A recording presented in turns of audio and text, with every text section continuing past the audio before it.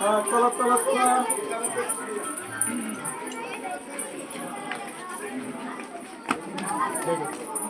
हे पिल्या.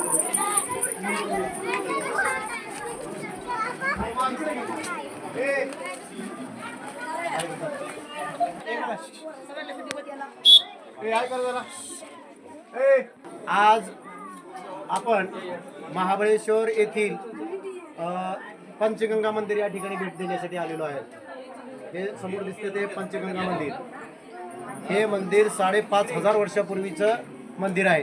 तर या मंदिराचं आख्यायिका अशी आहे की या ठिकाणी 7 नद्यांचा उगम होतो. महाराष्ट्रामध्ये जे काही आपण कोयना, कृष्णा म्हणतो, या ज्या महाराष्ट्रातील मोठ्या नद्या तर त्यांचा उगम या ठिकाणीच आहे. तर या अशा 7 नद्या आहेत या ठिकाणी.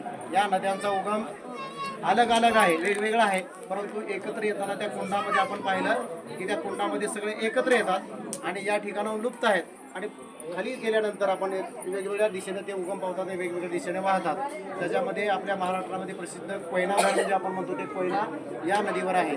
कृष्णा, कोयना, वेण्णा, गायत्री, सावित्री, भगीरथी अशा या 7 नद्या आहेत. त्यामध्ये 2 नद्या आहेत लुप्त आहेत. तर त्यापैकी एक नदी 12 वर्षांनी आपल्याला कृष्णा नदीला मिळते आणि एक जी नदी आहे ते दर 60 वर्षांनी, आज 60 वर्षांनी एक कृष्णा नदीला मिळते. या कृष्णा ही नदी पश्चिम वाहिनी नदी आहे. ही बंगालच्या उपसागराला मिळते आणि बाकीच्या ज्या नद्या आहेत त्या अरबी समुद्राला मिळतात. अशा पद्धतीच्या या 7 नद्यांचा उगम असलेलं हे महाबळेश्वर हे महाराष्ट्राच्या सह्याद्री पर्वतावर असलेलं प्रेक्षणीय ठिकाण आहे.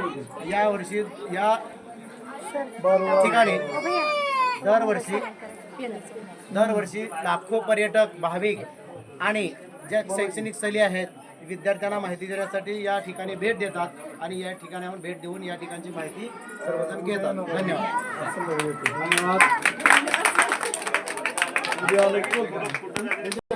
या पंचगंगा मंदिराला भेट दिल्यानंतर आपण या महाबळेश्वरमध्ये असलेले अनेक जे प्रेक्षणीय ठिकाण आहेत, पॉईंट आहेत, त्या ठिकाणी आपण भेटी देण्यासाठी जाणार आहेत. ते आपण यानंतरचं पुढचं जे ठिकाण आहे ते आपण नंतर पुढे गेल्यानंतर माहिती सांगतो.